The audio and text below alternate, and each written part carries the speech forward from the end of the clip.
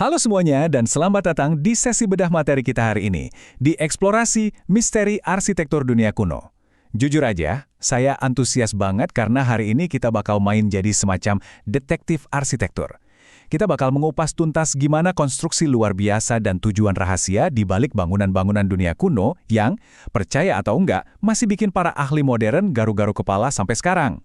Jadi siap-siap buat lihat sejarah dari kacamata yang beda banget. Yuk, langsung kita mulai.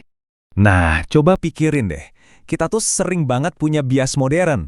Kita mikir, orang zaman dulu kan masih primitif, teknologinya pasti seadanya. Tapi nyatanya, ada kontras yang benar-benar tajam antara alat sederhana yang mereka pakai sama pencapaian arsitektur mereka yang rasanya di luar nalar. Pertanyaannya, gimana caranya mereka ngebangun kota anti gempa atau piramida yang super presisi, padahal kenal besi atau roda aja belum? Ini bukan sekedar numpuk-numpuk batu ya, ini misteri rekayasa yang luar biasa. Oke, kita masuk ke bagian pertama. Rekayasa tanpa besi, Inka. Buat mecahin misteri ini, mari kita jalan-jalan virtual ke pegunungan Andes di Peru. Kuncinya ada di angka ini, 2.100 meter. Ya, 2.100 meter di atas permukaan laut. Di ketinggian yang ekstrim inilah, nyempil di balik awan dan tebing curam, bangsa Inka sukses ngebangun sebuah kota utuh sekitar tahun 14 sebelum Masehi. Logikanya nih, kita mendaki ke sana aja udah ngos-ngosan kan, apalagi harus mindahin bertonton batu tanpa bantuan teknologi modern. Nggak masuk akal. Skala proyek ini tuh benar-benar bikin geleng-geleng kepala.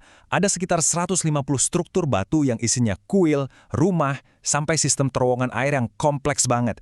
Dan yang bikin makin gila, semuanya dibangun mulus tanpa satupun alat potong dari besi, tanpa roda buat ngangkut, dan tanpa semen perekat.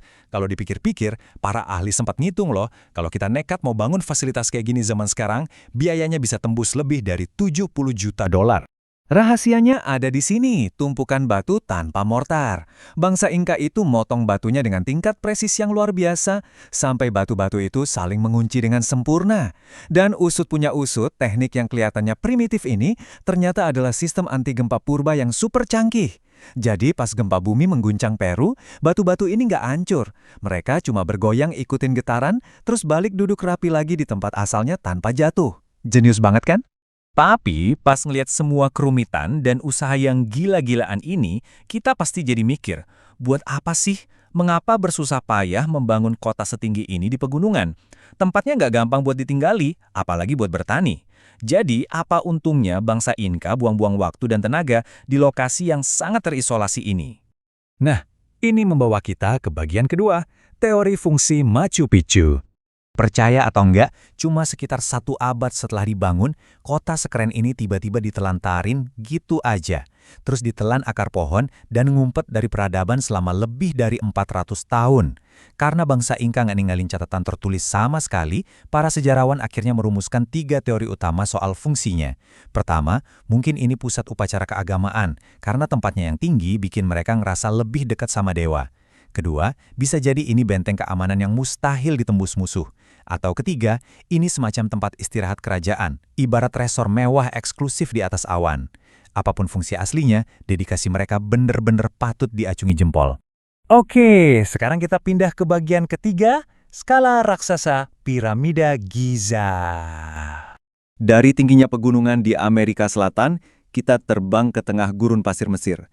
Kalau Machu Picchu itu jawarannya presisi di medan terjal, maka piramida Giza ini adalah simbol mutlak dari kerja keras manusia dalam skala raksasa.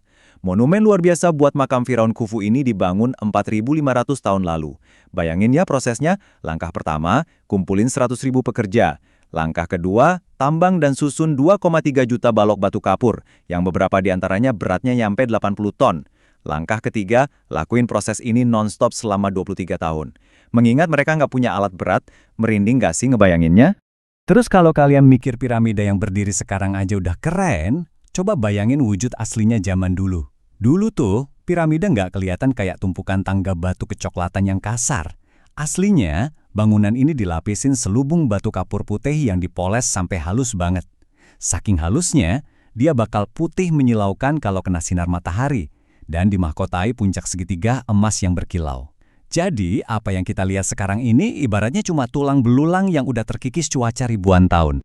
Dan ngomong-ngomong soal puncak emas itu, kita masuk ke bagian keempat, makna simbolis puncak piramida. Puncak emas yang memukau inilah yang memicu daya tarik dan perdebatan para ilmuwan. Puncak kuno yang sering disebut Piramidion ini sayangnya sekarang udah hilang. Sejarawan arus utama punya beberapa teori fungsional. Tentu aja yang pertama untuk memuja kebesaran Firaun. Tapi, dengan kombinasi lapisan kapur halus dan emasnya, raksasa ini juga bisa memantulkan cahaya bulan di malam hari dan matahari di siang hari. Karena pantulannya kelihatan dari jauh banget, puncak ini diyakini berfungsi layaknya bintang penunjuk arah atau mercusuar buat musafir gurun yang tersesat.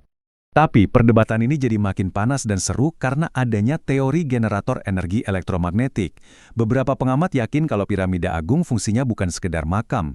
Berdasarkan susunan bagian dalamnya, muncul argumen kalau ini tuh sebenarnya sistem energi kuno.